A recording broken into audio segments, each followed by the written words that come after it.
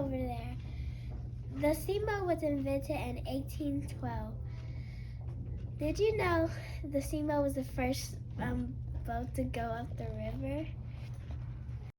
They couldn't bring boats up the river. It was like hard getting up a slide or anything you can climb up. It's hard. Instead, they would take the boats apart so they could get wood. And if you drive around New Orleans, you see houses made of barge wood. My legs are tired. Can I take a break? No, get back to work.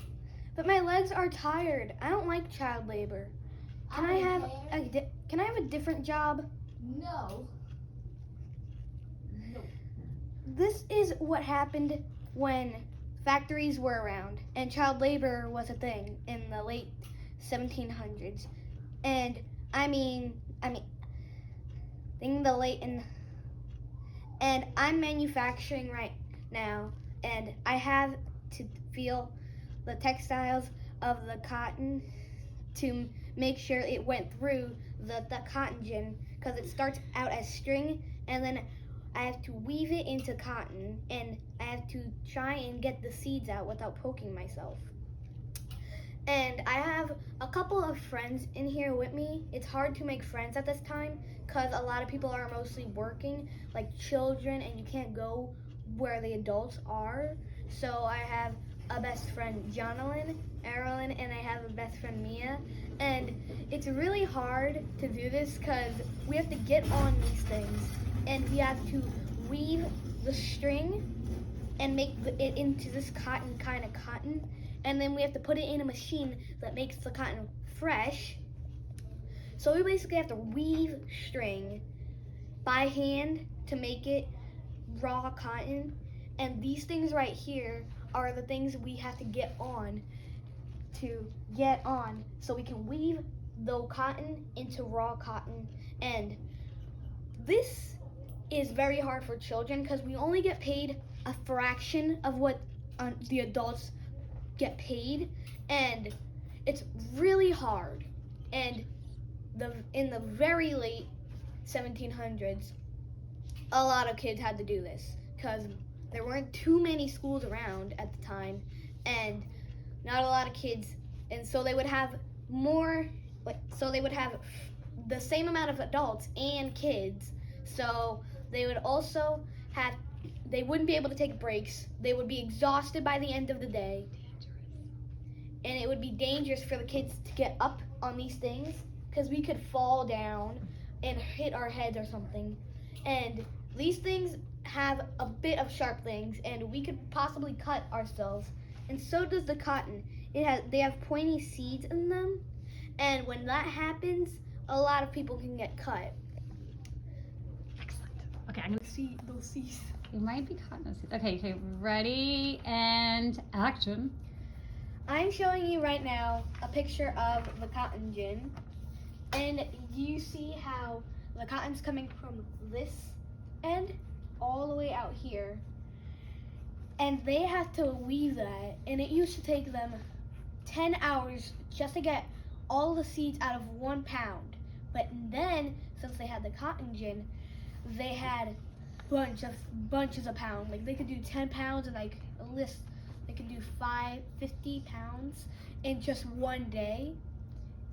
That would be a lot. And they would have to it would take them so little time. It used to take them 10 hours to only get 1 pound. 1 pound of cotton and those seeds out. But then they would able to do 50 pounds in a day. And then they would ship that to the north.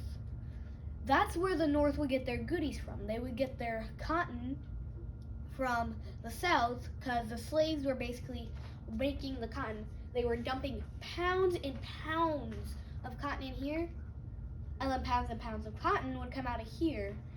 That would be a lot. And before the cotton gin, as soon as 1 year old, babies would be picking cotton. And that would be hard for parents because they would have to look at their child picking the cotton even though they're 1 year old, and they won't even know what to do. They'll just be picking it, and then they'll just be throwing it. and then that could cause a lot of problems. That was very early. That was very hard for parents to see, cause first there was like 700,000 people working in like the 1800s, and then less than 100 years there was 4 million slaves picking cotton. That was a lot of people, and that was just leaps. There could have been like just steps, and then and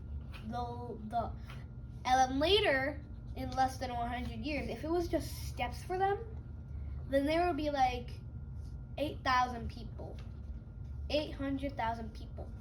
But since they would take leaps, that was why they had so many people like picking the cotton. They would have so much to do, and they would almost never get to rest. So Eli Whitney created the cotton gin. I am Eli Whitney. Yes, I invented the cotton gin in 1793. But I had no idea the effect this would have on other people's lives. Eli Whitney created the cotton gin in the late 1700s. It made it easier to pull out seeds from cotton because slaves did hurt themselves trying to get it out.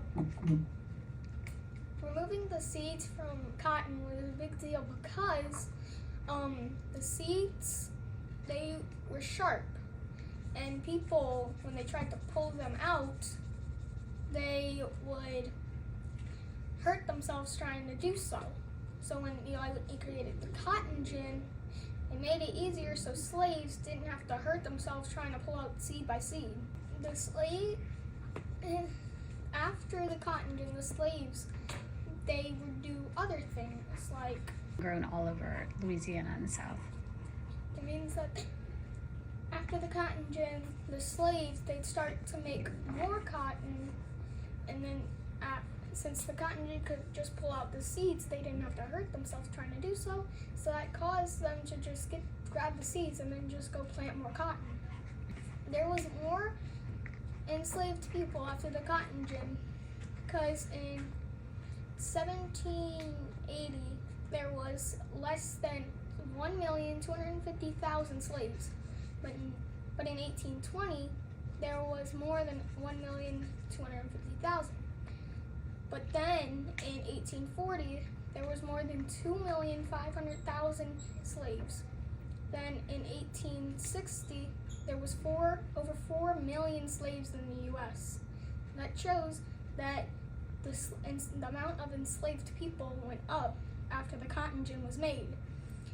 And after the cotton gin was made, our nickname was King Cotton because we made most of the world's cotton in the U.S. and especially in Louisiana. Algodón es una planta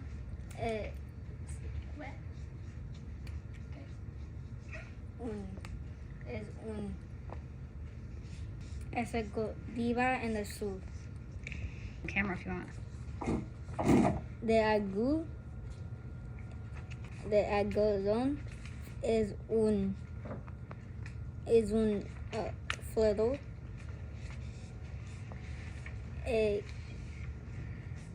Que crece. crece en Que el crece. sur. Crecer, like grows. I know. Oh. Como crece. Crece en el sur.